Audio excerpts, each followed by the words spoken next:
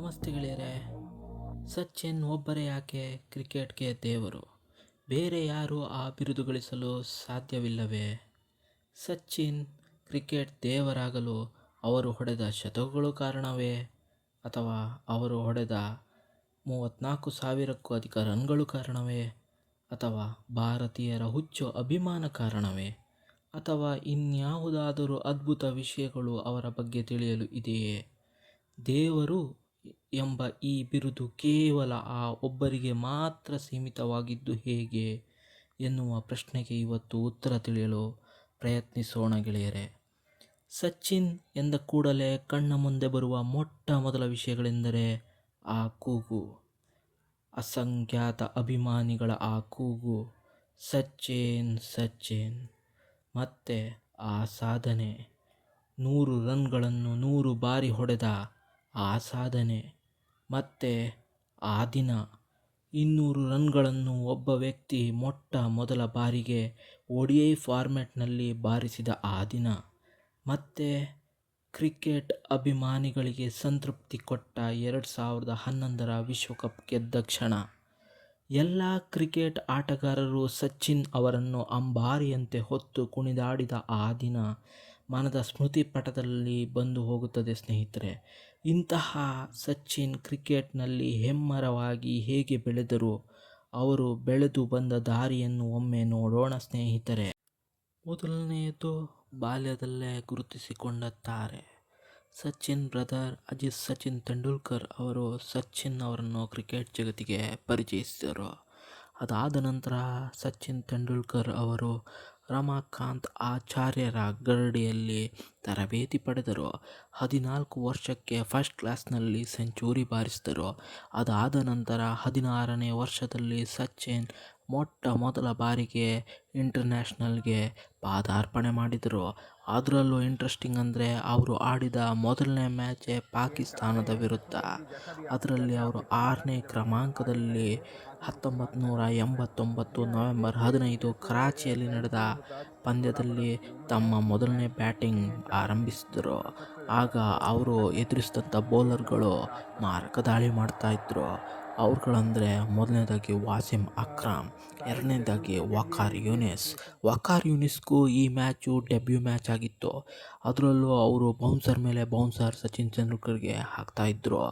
ಆ ಸಮಯದಲ್ಲಿ ಪಾಕಿಸ್ತಾನದ ಕ್ಯಾಪ್ಟನ್ ಸಚಿನ್ ತೆಂಡೂಲ್ಕರ್ ಬಳಿ ಬಂದು, ಜಾಗ್ರತೆಯಾಗಿ ಆಡೋ, ನಿನ್ನ ತಲೆ ಮತ್ತು ಮೂಗು ಜಾಗ್ರತೆ, ಇಲ್ಲಿಂದ ಆಸ್ಪತ್ರೆ ಬೇರೆ ದೂರ ಇದೆ ಅಂತ ಹೇಳಿ ಗೇಲಿ ಮಾಡಿದ್ರು.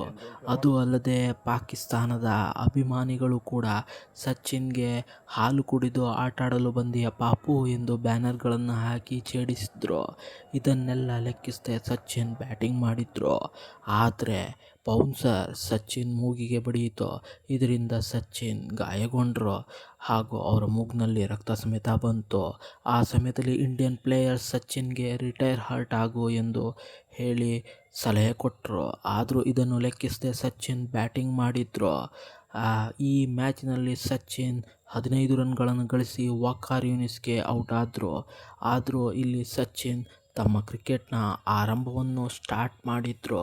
ಇಲ್ಲಿಂದ little master blaster Sachin Tendulkar ಅವರ ಜರ್ನಿ ಕ್ರಿಕೆಟ್ ಜಗತ್ತಿನಲ್ಲಿ ಆರಂಭವಾಯಿತು.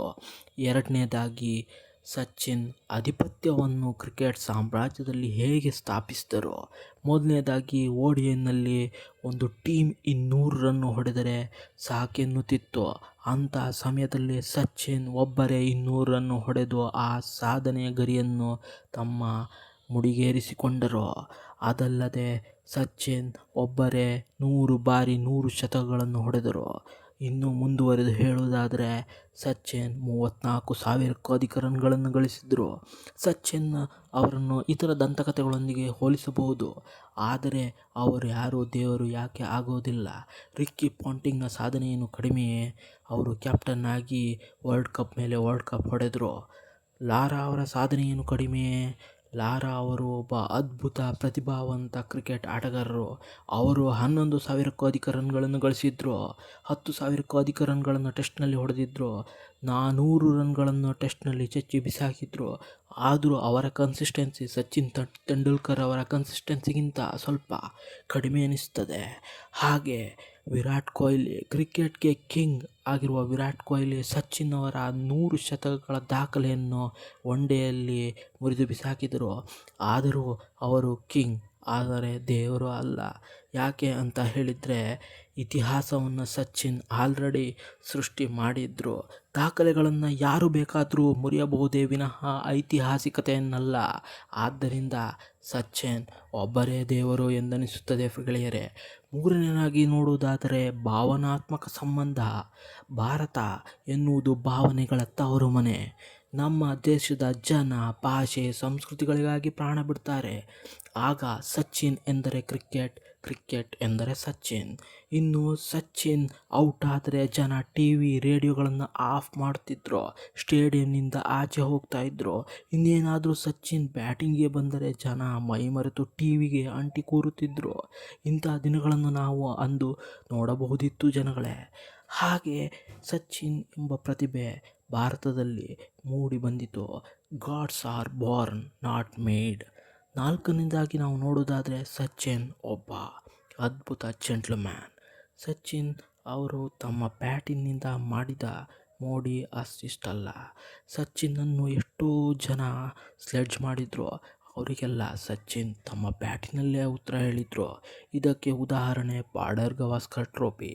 ಇಲ್ಲಿ ಸಚಿನ್ ಪದೇ ಪದೇ ಆಸೀಸ್ಗೆ ಔಟ್ ಆಗ್ತಿದ್ರು. ಅವರ ಫೇವ್ರೆಟ್ ಆದಂಥ ಕವರ್ ಡ್ರೈವ್ಗೆ ಅವರು ಔಟ್ ಆಗ್ತಾಯಿದ್ರು. ಇದನ್ನು ಸಚಿನ್ ಚಾಲೆಂಜ್ ಆಗಿ ತೆಗೆದುಕೊಂಡು, ನಾನು ಕವರ್ ಡ್ರೈವ್ ಆಡದೆ ಬ್ಯಾಟಿಂಗ್ ಮಾಡ್ತೇನೆ ಅಂತ ಡಿಸಿಷನ್ ತಗೊಂಡ್ರು. ಅದನ್ನು ಅವರು ಸಾಧಿಸಿದ್ರು ಕೂಡ. ಇಂದಿಗೂ ಆಸೀಸ್ ಆ ದ್ವಿಶತಕವನ್ನು ಮರೆಯುವುದಿಲ್ಲ. ಇದು ಭಾರತೀಯರ ಅಚ್ಚುಮೆಚ್ಚಿನ ಒಂದು ದ್ವಿಶತಕದ ಮ್ಯಾಚ್ ಆಗಿದೆ. ಇದಲ್ಲದೆ ಸಚಿನ್ ರಿಟೈರ್ ಆದಮೇಲೂ ಪಬ್ಲಿಕ್ ಅವೇರ್ನೆಸ್ ಕ್ರಿಯೇಟ್ ಮಾಡ್ತಿದ್ದಾರೆ ಸ್ನೇಹಿತರೆ. ಯಾರಾದರೂ ದಾರಿಯಲ್ಲಿ ಹೆಲ್ಮೆಟ್ ಧರಿಸಿದ್ದನ್ನು ಕಂಡ್ರೆ ಸಚಿನ್ ಹೆಲ್ಮೆಟ್ ಧರಿಸಿ, ಜಾಗ್ರತೆಯಿಂದ ಓಡಾಡಿ ಎಂದು ಎಚ್ಚರಿಸ್ತಾರೆ. ಅದಲ್ಲದೆ ಪಾಲಿಟಿಕ್ಸ್ನಲ್ಲಿ ಸಮೇತ ಸಚಿನ್ ಪಾಲ್ಗೊಂಡಿದ್ದಾರೆ. ಭಾರತ ರತ್ನ ಪ್ರಶಸ್ತಿ ಸಮೇತ ಅವರಿಗೆ ದೊರಕಿದೆ. ಇದಲ್ಲದೆ ಸಚಿನ್ ಲಾಸ್ಟ್ ಟೆಸ್ಟ್ ಮ್ಯಾಚನ್ನು ನೆನೆಸಿಕೊಳ್ಳುವುದಾದರೆ, ಆ ಟೆಸ್ಟ್ ಮ್ಯಾಚ್ನಲ್ಲಿ ಸಮೇತ ಸಚಿನ್ ಅವರು ದಾಖಲೆಯನ್ನು ಬರಬೇಕೆಂದು ಬಯಸಲಿಲ್ಲ. ಕೇವಲ ತಮ್ಮ ತಾಯಿ ತಮ್ಮ ಮ್ಯಾಚನ್ನು ನೋಡಬೇಕು, ಅವರನ್ನು ನಾನು ದೊಡ್ಡ ಸ್ಕ್ರೀನ್ನಲ್ಲಿ ನೋಡಬೇಕು ಎಂದು ಸಚಿನ್ ಬಯಸಿದ್ರು.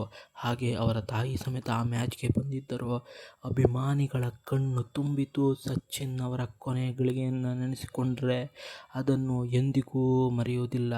ಅದಕ್ಕೆ ಅಭಿಮಾನಿಗಳು ಹೀಗೆನ್ನುತ್ತಾರೆ, ದೇವರು ಎಂದಿಗೂ ನಿವೃತ್ತರಾಗುವುದಿಲ್ಲ, ಅವರು ತಮ್ಮ ಭಕ್ತರ ಹೃದಯದಲ್ಲಿ ಅಜರಾಮರ. ಇಷ್ಟು ಹೇಳಲು ಬಯಸುತ್ತೇನೆ ಸ್ನೇಹಿತರೆ. ಸಚಿನ್ ಅವರು ಓನ್ಲಿ ಗಾಡ್ ಆಫ್ ಕ್ರಿಕೆಟ್. ಇಷ್ಟವಾದರೆ ನನ್ನ ಈ ಚಿಕ್ಕ ಪ್ರಯತ್ನವನ್ನು ಹರಸಿ ಬೆಳೆಸಿ ಸ್ನೇಹಿತರೆ. ಧನ್ಯವಾದ.